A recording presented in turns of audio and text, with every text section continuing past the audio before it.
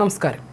സമീപകാല തിരഞ്ഞെടുപ്പുകളിൽ വ്യാപകമായ വോട്ടർ ക്രമക്കേട് ആരോപിച്ച് മൂർച്ചയേറിയ ചോദ്യങ്ങൾ ഉന്നയിച്ച് ലോക്സഭയിലെ പ്രതിപക്ഷ നേതാവ് രാഹുൽ ഗാന്ധി. തെരഞ്ഞെടുപ്പ് കമ്മീഷനെതിരെ അദ്ദേഹം പക്ഷപാത ആരോപണവും ഉന്നയിച്ചു. മഹാരാഷ്ട്രയിൽ തെരഞ്ഞെടുപ്പിൽ കൃത്രിമം കാണിക്കാൻ BJPയുമായി തെരഞ്ഞെടുപ്പ് കമ്മീഷൻ ഒത്തുകളിച്ചെന്നും രാഹുൽ ആരോപിക്കുന്നു.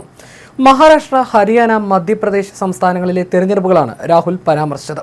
മഹാരാഷ്ട്രയിൽ തെരഞ്ഞെടുപ്പ് ഫലം വന്നപ്പോൾ തെരഞ്ഞെടുപ്പ് ക്രമക്കേട് നടന്നതായ ഇന്ത്യ ബ്ലോക്കിന്റെ സംശയം സ്ഥിരീകരിച്ചു.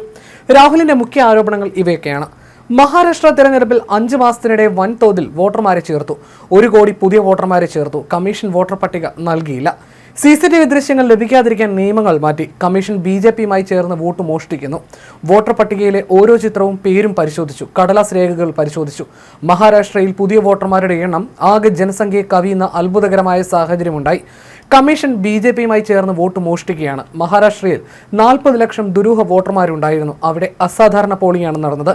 വൈകുന്നേരം 5:30 ശേഷം വോട്ടർമാരുടെ അഭൂതപൂർവമായ തിരക്കുണ്ടായി. അത് എല്ലാവരും നിരീക്ഷിച്ചതാണ്. തിരഞ്ഞെടുപ്പ് കമ്മീഷൻ ഞങ്ങൾക്ക് ഇലക്ട്രോണിക് രേഖകൾ നൽകുന്നില്ല, കാരണം അത് സൂക്ഷ്മമായി ഞങ്ങൾ പരിശോധിക്കരുതെന്നാണ് അവരുടെ മനസ്സിലിരിപ്പ്. ഇലക്ട്രോണിക് ഡേറ്റ കിട്ടിയാൽ അത് പരിശോധിക്കാൻ 30 സെക്കൻഡ് മാത്രമേ എടുക്കുകയുള്ളൂ. ഈ പേപ്പറുകൾ കൊണ്ട് നമുക്ക് ഒപ്റ്റിക്കൽ ക്യാരക്ടർ തിരിച്ചറിയാൻ നടത്താൻ കഴിയില്ല. സ്കാൻ ചെയ്താൽ നിങ്ങൾക്ക് ഡേറ്റയൊന്നും കിട്ടില്ല. തെരഞ്ഞെടുപ്പ് കമ്മീഷൻ എന്തിനാണ് ഈ പേപ്പർ കഷ്ണങ്ങളെ സംരക്ഷിക്കുന്നത്?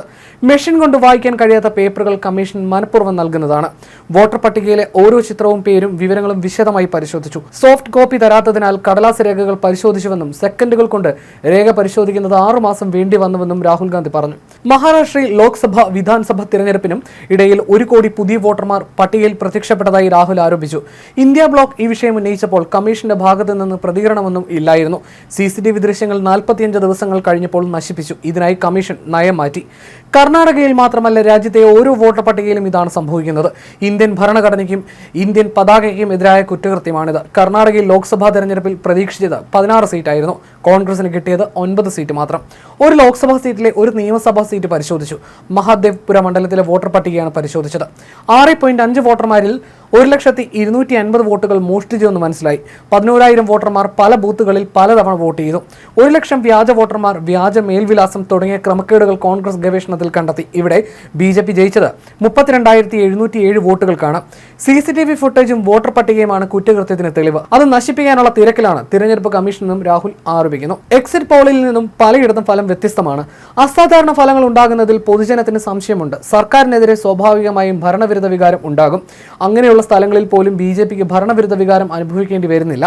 ഹരിയാനയിൽ സംഭവിച്ച പോലെ എക്സിറ്റ് പോളുകൾക്ക് വിരുദ്ധമായി വലിയ ഭൂരിപക്ഷം BJPക്ക് ലഭിക്കുന്നു. തിരഞ്ഞെടുപ്പ് കമ്മീഷൻ പലതും ഒളിക്കുകയാണെന്നും രാഹുൽ പറഞ്ഞു. രാജ്യത്തെ തിരഞ്ഞെടുപ്പ് സംവിധാനത്തിൽ 2014 മുതൽ എന്തോ കുഴപ്പം സംഭവിക്കുന്നുണ്ടെന്ന സംശയം നേരത്തെ തന്നെയുണ്ട്. രാജസ്ഥാൻ, മധ്യപ്രദേശ്, ഗുജറാത്ത് എന്നിവിടങ്ങളിൽ കോൺഗ്രസ് പാർട്ടിക്ക് ഒരു സീറ്റ് പോലും ലഭിക്കുന്നില്ല. ഇത് അത്ഭുതകരമാണെന്നും രാഹുൽ വ്യക്തമാക്കി. വീട്ടു നമ്പർ പല വോട്ടർമാർക്കും ഇല്ലെന്നും രാഹുൽ പറഞ്ഞു. വീട്ടു നമ്പർ 0 എന്നാണ് ചില വോട്ടർ പട്ടികയിലുള്ളത്.